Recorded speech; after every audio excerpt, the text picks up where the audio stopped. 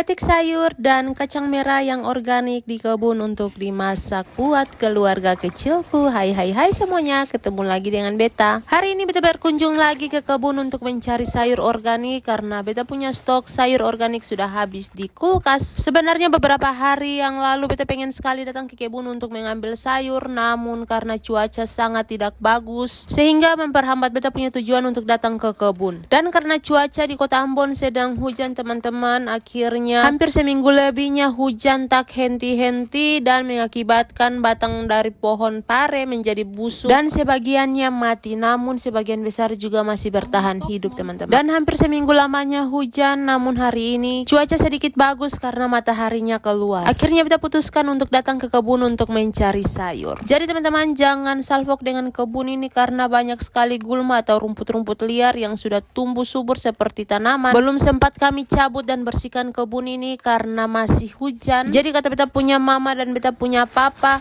biarkan saja dulu sampai benar-benar sudah musim panas barulah para gulma dan rumput-rumput liarnya dicabut. Tujuannya agar rumput-rumput yang dicabut nanti tidak mudah bertumbuh lagi dengan cepat, dan juga rumput yang dicabut cepat kering dan mudah dibakar. Dan bukan saja kebun yang tidak dibersihkan, dicabut rumput-rumputnya, namun beberapa lahan yang mau ditebas juga untuk dibuatkan lahan baru ditunda sebentar hingga cuaca sudah benar-benar panas, barulah pembongkaran lahan, penanaman akan dilakukan. Dan singkat cerita teman-teman, beta sudah sampai di rumah, kemudian beta ke kali untuk mencuci sayur pare yang tadinya beta ambil di kebun.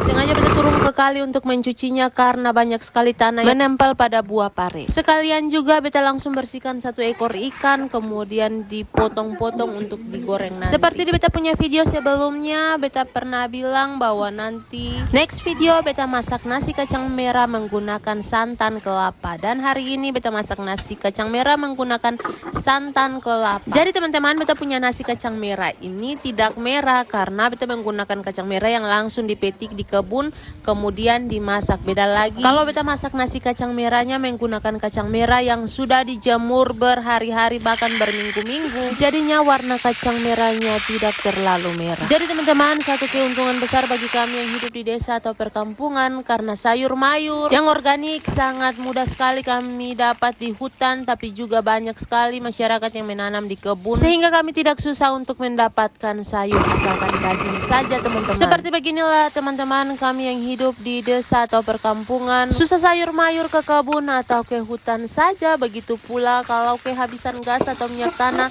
bisa kita menggunakan kayu bakar. Dan singkat cerita, nasi kacang merah santannya sudah masak, ikan goreng pun sudah masak, lanjut lagi sayur pare pun sudah hampir matang dan saatnya seasoning dimasukkan. Kemudian dioseng-oseng sebentar, koreksi rasa jika sudah pas, saatnya angkat dan sajikan. Dan mari makan teman-teman. Kebetulan pas habis masak langsung turun hujan, dan ini setelah selesai makan barulah beta. Terima kasih untuk teman-teman yang selalu setia nonton beta punya video sampai selesai. Terima kasih untuk like, share, dan komen. Sampai berjumpa di video selanjutnya. Bye.